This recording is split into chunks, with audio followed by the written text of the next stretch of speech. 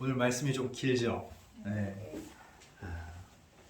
이 3장의 이 1절부터 10절까지는 사실 나면서 못 걷느냐 하면은 우리나라 말로 하면은 말이 있어요. 앉은뱅이. 앉은뱅이를 고치는 얘기예요. 근데 앉은뱅이를 고치는 얘기만 하지 않고 지금 뒤에 있는 그 베드로가 설교하는 내용까지 우리가 다 본문으로 잡은 것은 이 앉은뱅이 고친 얘기면 사람들이 주목하게 돼 있어요. 요것만 하면. 왜 이런 이적을 빨리 일어났으면 좋겠다. 그러니까 사람들은 결과를 굉장히 중요시하죠. 그러면서 뭔가 특별한 일이 생길 것만 기대를 해요.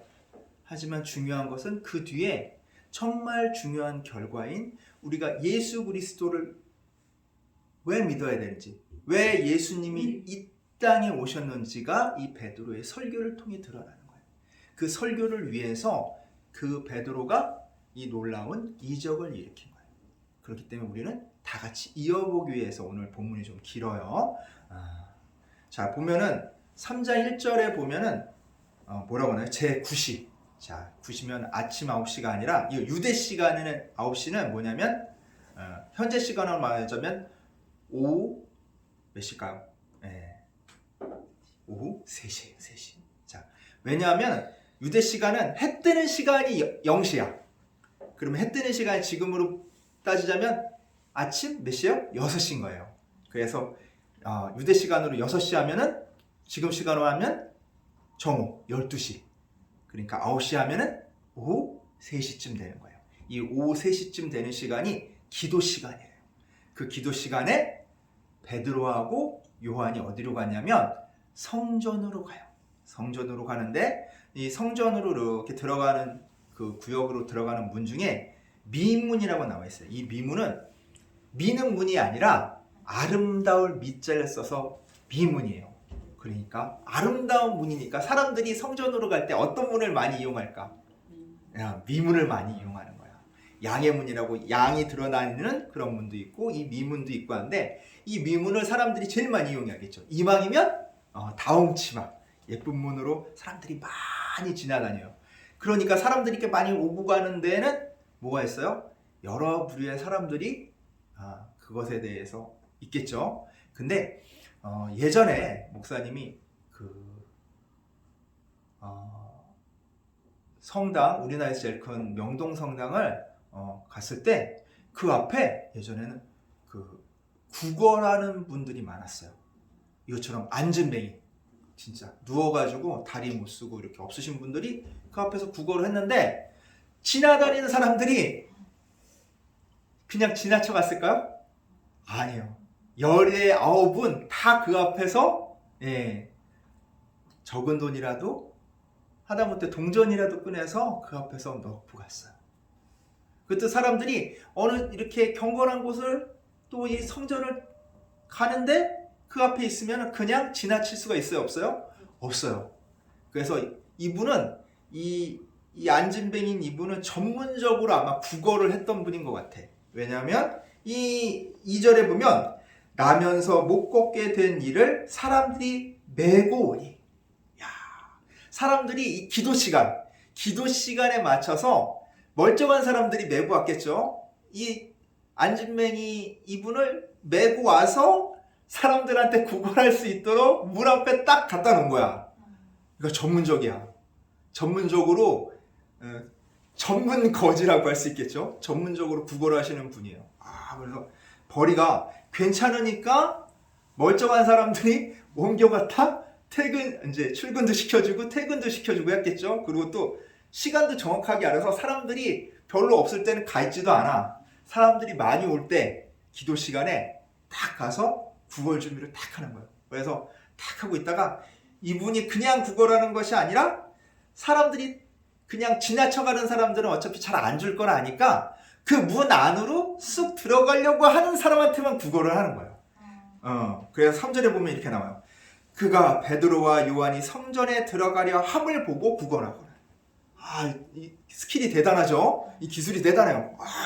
이 달라 이거야 이제. 그러면은 대부분의 사람들은 그렇지 나 지금 기도하러 가니까 하면서 쌈짓돈이라도 꺼내서 줬을 거예요.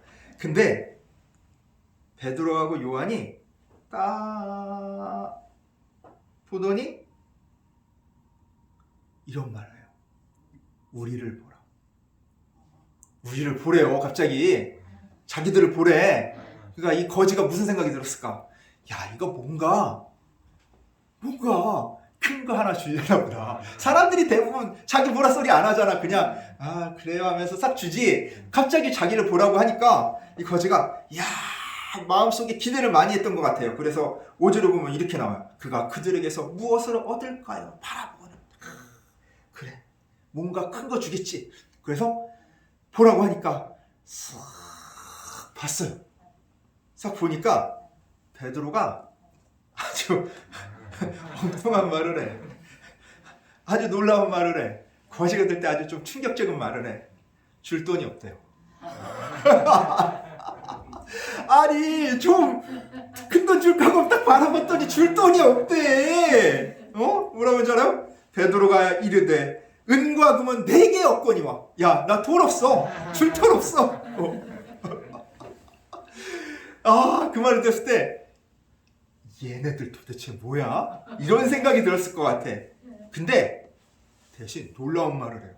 대신 뭐 해준대요? 걷게 해준대. 걷게 해준대. 이게 뭐야? 걷게 해준다고? 그러면서 누구의 능력으로? 나사렛 예수 그리스도의 능력으로 걷게 해준대요. 황당할 거 아니야. 그러고 나서 어떻게 한 줄 알아? 베드로가 어떻게 했겠어요? 억지로 그 거지를 딱 잡더니 이렇게 세우는 거야. 거지 얼마나 놀랬겠어요. 갑자기 걷게 해준다고 그러더니 나사렛 예수의 이름으로 걷게 해준다고 그러더니 딱 붙잡아서 이렇게 세우니까 갑자기 힘없던 다리에 힘이 쫙 생기는 거야. 그리고 그 다리 불구였던 그 거지가 그 다음에 들면 일어나서 뛰고 걷고 막 난리가 난 거예요. 갑자기 막 다리가 힘이 없어가지고 평생을 못 걸었던데 갑자기 이렇게 베드로라는 그 사람이 딱 붙잡아서 이렇게 세우니까 갑자기 다리에 힘이 들어가더니 막 이제 막 기운 차가지고 막 뛰기 시작하는데 이 사람이 얼마나 진짜 방방방방 뛰고 그랬냐면 걷고 뛰고 막 난리가 난 거야. 그리고 막 성전 안에 이제 문이 있으니까 그 안으로 막 들어가면서 성전 안을 헤집어 놓는 거예요. 막 하나님 찬양을 하면서 막 휘집어 놓고 막 돌아다니니까 사람들이 우리도 그렇잖아. 어떤 사람이 막 노래 부르면서 막 뛰어다녀봐. 안 보겠어? 다 보지. 사람들이 봤을 거 아니야. 누군데 저렇게 찬양하면서 소리 지르면서 돌아다니면 사람들 다 쳐다봤을 거라고. 그러더니 사람들이 자주 오던 사람들은 그 사람 얼굴을 기억을 하는 거예요. 쟤 문 앞에서 여기 아름다운 문 앞에서 뭐 하고 있었나요? 구걸하던 사람. 그리고 그 구걸하던 그 사람이 다리를 못 쓴다는 걸 아는 거야. 왜? 다리 못 쓰는 걸 봤으니까. 자주 오면 보잖아. 그리고 사람들이 전문적으로 업고 오는 걸 볼 거 아니에요. 다리 쓰는 사람 같았으면은 자기 발로 와가지고 거기 앉아서 구걸을 했겠지. 근데 그게 아니라 사람들이 업고 와서 그 사람이 구걸하는 것을 사람들이 아는 거예요. 야! 그러면서 얘기 아는 사람들이 쟤! 문 앞에서 구걸하던 걔야. 다리 못 쓰던 그 다리 병신이던 걔야. 쟤 안진병이던 걔야. 근데 걔가 뛰고 난리가 났네. 사람들이 어떻게 했어요? 충격을 먹었겠죠. 야, 이게 도대체 어떻게 되는 거지? 도대체 무슨 일이 일어난 거지? 그러면서 뭐예요? 주목하기 시작하는 거예요. 근데 이 거지가 다리가 나은 거지가 막 뛰어다니다가 누구한테로 결국 갔겠어요? 자기를 이렇게 세워준 베드로와 요한이 있는 대로 탁 한 거야. 그러더니 베드로와 요한을 딱 붙잡아. 그게 11절에 나와요. 나은 사람이 베드로와 요한을 붙잡으니 모든 백성이 크게 놀라며 달려나아가 솔로몬 행각이라 불리우는 행각에 모이고. 베드로와 요한을 이 사람이 딱 붙잡았는데 그게 어디야? 솔로몬 행각이래요. 솔로몬 행각. 우리가 행각하면 뭘까 이렇게 좀 의문이 드는데, 쉽게 얘기하자면 지붕이 있는 통로예요. 지붕이 있는 통로. 비 안 맞게 하려고 이렇게 지붕 있는 통로 쭉 있잖아요. 그게 행각이라고 그래요. 그러니까 우리가 생각하는 것보다 좀 커. 조그만 게 아니라 그 통로가 좀 커. 그걸 행각이라고 그래. 그 사람들이 거기서 쉬기도 하고 앉아있기도 하고 다니기도 하는 그런 넓은 통로예요. 거기에 사람들이 어때요? 막 모이기 시작하는 거야. 왜? 이 방방 뛰던 거지가 누구를 자꾸 붙들고 있으니까 도대체 무슨 일인가, 이 방방 뛰던 거지를 보던 이 사람이 나면서부터 못 걷는다는 거 아는 사람들이 그 주변으로 모이기 시작해요. 막 모이기 시작하니까 베드로가 한마디 해야죠. 베드로가 이런 거 잘하잖아. 한마디. 그러면서 12절에 이렇게 나와요. 베드로가 이것을 보고 백성에게 말하되 이스라엘 사람들아, 이 일을 왜 놀랍게 여기느냐? 우리 개인의 권능과 경건으로 이 사람을 걷게 한 것처럼 왜 우리를 주목하느냐?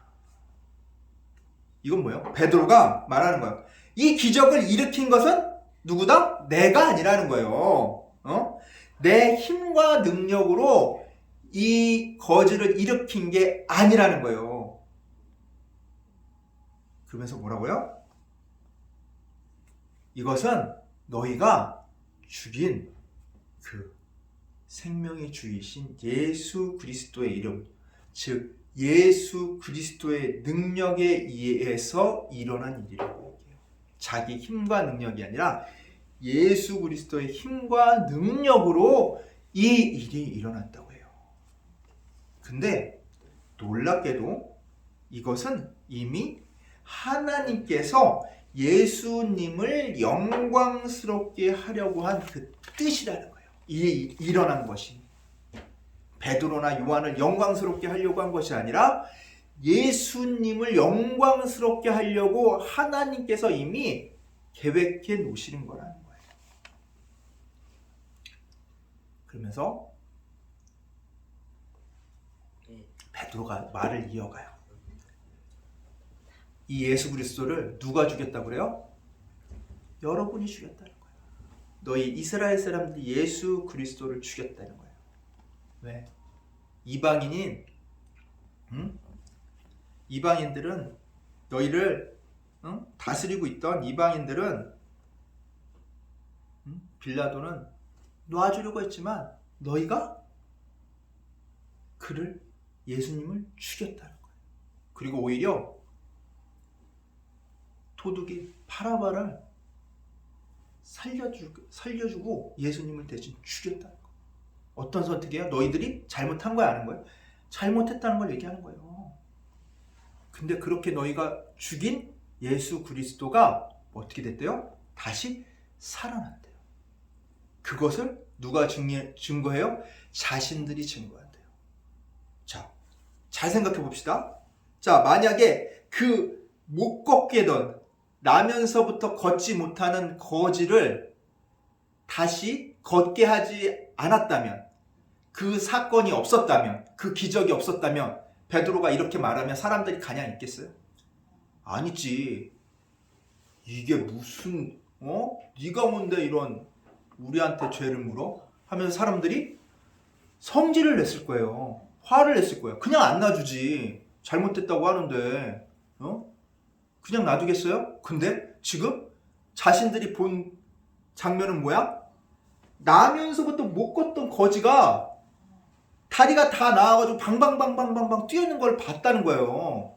그러면 그들 마음속에는 어때요? 뭐 있어요? 경외심, 두려운 마음이 있는 거예요. 베드로가 이런 말을 했다고 베드로한테 너가 예수 죽였지? 그러면 이러지. 그러면 그걸 못 봤으면 몰라도 그런 기적을 봤는데 뭐라고 할 말이 없잖아. 그런 이적을 봤으니까. 그리고 그 예수가 다시 살아났다는 걸 봤다는 증인들이 자신이래. 근데 그 사람들이 만약 베드로와 요한이 그 못 걷는 거지를 일으켜 세우는 기적을 일으키지 않았더라면 사람들이 증인이라고 했어도 거짓말 안 해. 너희들이 사람이 죽었는데 그거 어떻게 되살아나? 대부분 이렇게 얘기했을 거예요. 그쵸? 근데 이적을 자기들이 일으키는 것을 봤다고요. 경험을 했다고. 그럼 누가 반문을 할 수 있겠어요? 그러니까 사람들이 마음이 이제 막 두근두근 떨리기 시작하는 거예요. 야, 이거 우리한테 또 뭐라고 할까? 우리한테 또 뭐라고 잘못했다고 또 이거 참 우리한테 어떻게 뭐 죄를 묻는 게 아닌가? 사람들이 그런 마음이 있을 거예요. 근데 베드로가 이렇게 얘기해요. 야, 너희가 예수님이 그리스도인 줄 몰라서 그런 거야. 알았다면 그러지 않았을 거야. 그래서 너희가 몰라서 죽이는데 찬성한 거를 내가 알아. 그러니까 뭐예요? 너희 잘못을 나무랄 생각이 없다는 거예요. 벌 주려고 하는 말이 아니라는 거예요. 근데 18절에 이렇게 얘기해요.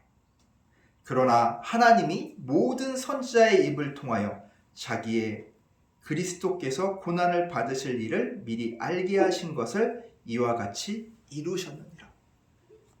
이거는 예수 그리스도가 십자가에 못 박혀 죽으신 이 사건은 이미 하나님께서 어떻게 하셨다? 계획해 놓으신 거예요. 그 계획해 놓으신 것을 여러 선지자들 입을 통해서 이미 다 얘기하셨다는 거예요. 하나님 계획 안에 있으니까 너희들은 벌 받을까봐 두려워하지 말라는 거예요. 그리고 해야 될 일들을 가르쳐줘요. 야, 그게 뭐냐면 바로 뭐예요? 회개라는 거예요. 회개. 회개는 뭐냐면 내 잘못을 인정하고 다시 돌이켜서 이제는 내가 잘못된 일을 더 이상 하지 않겠습니다. 라고 결단을 하는 거예요. 그래서 다시 이렇게 회개를 해서 누구에게 돌아오라고? 하나님께 다시 돌아오라는 거예요. 그러면 죄도 묻지 않고 그 잘못도 없는 것처럼 해줍니다. 너희가 잘못을 저질렀지만 그 잘못이 진짜 있지만 없는 것처럼 만들어 주신대요. 그리고 그렇게 너희가 죽인 예수 그리스도는 하늘로 올라가셨는데 그 하늘로 올라가신 예수 그리스도가 앞으로 이 땅에 모든 것을 회복시키기 위해서 다시 이 땅에 내려오신다고 얘기합니다. 하늘로 올라가신 대로 그냥 끝나는 것이 아니라 뭐 하기 위해서? 이 땅에 모든 것을 회복시키기 위해서. 자, 우리 봅시다. 우리가 보면 지구가 막 온난화하고 뭐 오염되고 막 이렇게 얘기하잖아요. 근데 성경에는 다 이미 예언이 되어 있어요. 왜냐면 아담과 하와 때 아담의 죄로, 아담과 하와의 인간의 죄악으로 땅이 어떻게 돼요? 저주를 받았다고 했어요. 저주를 받았다는 건 뭐냐면 죽는다는 거예요. 그때부터 지구는 이 세상 모든 만물들은 어떻게 돼 있어? 인간의 죄악으로 인해서 죽어가고 있는 거예요. 그러면 그 죽어가고 있는 것으로 끝나는 게 아니라 예수 그리스도가 다시 와서 회복시킨다는 것은 무엇이냐면 새 땅과 새 하늘이 열린다고 그래요. 이게 요한계시록에 나오는데 새 땅과 새 하늘이 열린다는 것은 다시 못 쓰던 물건을 재활용시키는 것이 아니라 다시 온전한 것으로 바뀐다는 거예요. 그래서 예수님이 오실 때는 새 땅과 새 하늘이 열려요. 이 죽어가는 것이 다시금 심폐소생술에서 다시 젊게 살아나는 것이 아니라 완벽하게 어떻게 돼요? 새롭게 된다는 거예요. 그때 모든 것이 회복되는 거예요.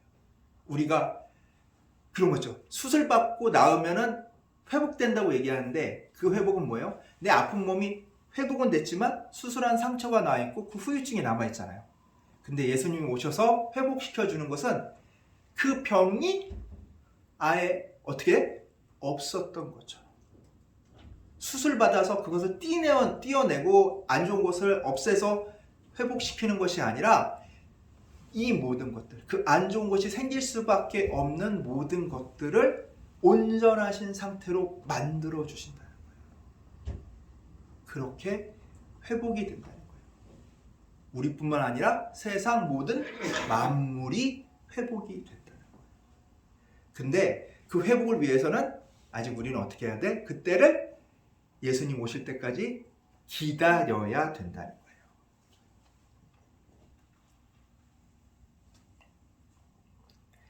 그래서 이렇게 우리가 예수님 오시는 것을 기다리고 기대하고 있어요. 그렇다면 우리가 앞으로 세상을 살아갈 때 우리의 관점이 어떻게 돼야 돼요? 바뀌어야 돼요. 어떻게 바뀌어야 돼요? 예수님이 이 땅에 오신 이유를 우리가 알고 그 오신 이유대로 우리가 우리 삶에 초점을 맞춰야 돼요. 그러면 예수님이 이 땅에 오신 이유가 어디 나오냐면 바로 26절에 나와요. 26절 읽어드릴게요. 하나님이 그 종을 세워 복주시려고 너희에게 먼저 보내사 너희로 하여금 돌이켜 각각 그 악함을 버리게 하셨느니라.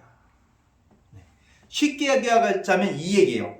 예수님이 이 땅에 오신 이유는 우리가 악한 길에서 돌이켜서 복받게 하시려고 오신 거예요.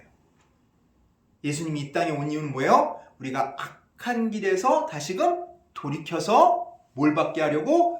복을 받게 하려고 하는 거예요. 그렇다면 우리 삶의 목표도 뭐가 돼요? 악한 길에서 벗어나서 복받을 길로 가는 거예요. 그러면 우리가 생각, 악한 길은 나쁜 짓을 하지 않고 살면 되겠구나, 이렇게 생각할 수 있어요. 근데 여기서 말하는 악이라는 것은 나쁜 짓하고 막 그런 것이 아니라 뭐예요?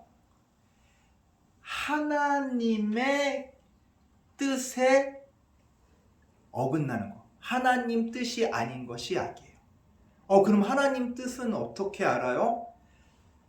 하나님 뜻은 어떻게 한다고요? 성령님께서, 우리 안에 계신 성령님께서 우리에게 알려주신다고 했어요. 그래서 하나님 뜻이 무엇이지? 걱정할 필요가 없어요. 그럼 나는 성경도 잘 모르고 말씀도 잘 모르고 성령님 내 안에 계신지 안 계신지 잘 모르겠어요. 그게 뭐냐면 우리가 느끼는 마음의 찔림. 우리가 좀 안 좋은 일을 하려고 했을 때 마음에 찔림이 있죠. 그게 성령님께서 우리 마음에 찔림을 주시는 거예요. 어떤 길로? 악한 길로 가지 못하도록. 내가 하나님을 믿고 하나님을 그 믿는 믿음 안에서 회개하고 다시금 돌이켜서 다시금 내가 하나님 뜻대로 살겠습니다 라는 세례를 받으면 하나님께서 뭐를 약속해 주셨다고 그랬어요?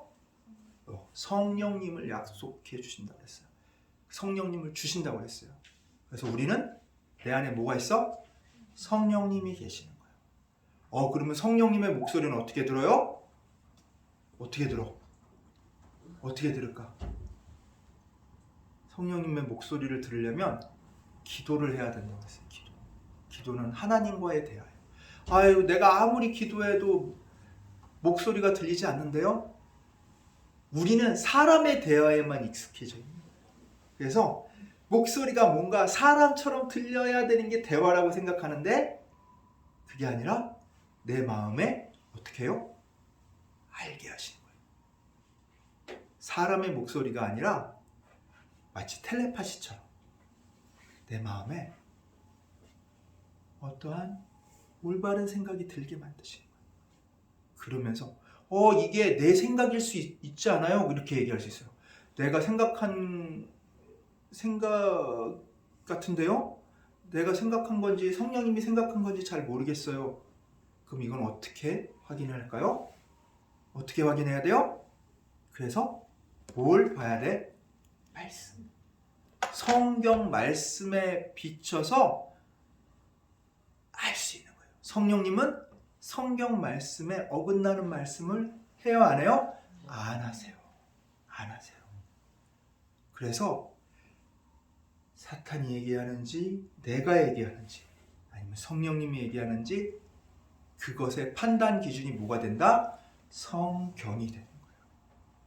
그 성경을 통해서 성령님의 말씀인지 알게 되는 거예요. 그렇다면 우리가 예수님의 이 땅에 오신 이유가 뭐라고 그랬어요? 우리가 악한 길에서 돌이켜서 뭘 받게 된다고? 복을 받게 되는 거예요. 그 악한 길은 뭐예요? 하나님이 뜻이 아닌 것들은 악한 일이라고 했어요. 그 악한 일이 뭔지 누가 알려준다고? 성령님이 알려준다고 했어요. 자, 그러면 악한 길에서 벗어날 수 있는 방법을 우리가 알게 된 거예요. 그러면 하나님이 주시는 복은 뭘까요? 하나님이 주시는 복은 어떤 복이야? 평강의 복이에요. 평강의 복. 평강은 뭐예요? 평안. 평안하다 그러잖아요.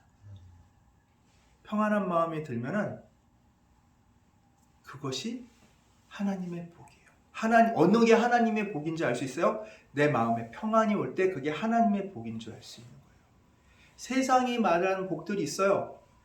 그 복들이 하나님이 주신, 그건 세상에 주시는 복이다. 돈 많이 벌게 되는 거는 세상의 복이다. 아니에요. 돈이 많이 벌게 되어도 마음이 불편한 것이 있고, 돈이 많이 벌어도 마음이 평안한 것이 있어요. 뭔가 부족함이 없는 듯한, 가득 채워진 만족의 복이 있다고요. 그 만족함이 들면 그건 누가 주신 복이야? 하나님이 주신 거예요. 그 만족함을 통해서 내가 평안함을 느끼는 거예요. 근데 내가 아무리 돈을 많이 벌어도 내 마음이 항상 불만족해, 불안해. 그건 뭐예요? 하나님이 주신 복이 아니에요. 하나님이 주신 복은 항상 뭐가 따라요? 평안이 따라오는 거예요. 편안한 마음이 따라오는 거예요. 그래서 세상이 준 복과 하나님이 준 복은 그렇게 구분하면 돼요. 어떻게 구분하면 된다고요? 편안함을 주느냐, 주지 않느냐. 그래서 성령님의 인도하심으로 악한 길에서 벗어나고, 그리고 하나님이 주시는 복, 어떻게 구분한다고? 그 평안함. 그래서 하나님이 주시는 그 평안의 복을 늘 누리는 우리 성도님들 되시기를 간절히 축원합니다. 기도하겠습니다. 사랑과 은혜가 가득하신 하나님 아버지 감사합니다. 오늘 말씀을 통해 성령님의 인도로 악한 길에서 벗어나며 늘 주님이 주시는 평안의 복을 누리는 저희들 될 수 있도록 주님 이끌어 주시옵소서. 그리하여 주님 다시 오실 때까지 늘 평안과 기쁜 마음으로 세상 살아갈 수 있도록 주여 이끌어 주시옵소서. 감사드리며 우리 주 예수 그리스도의 이름으로 기도드리옵나이다. 아멘.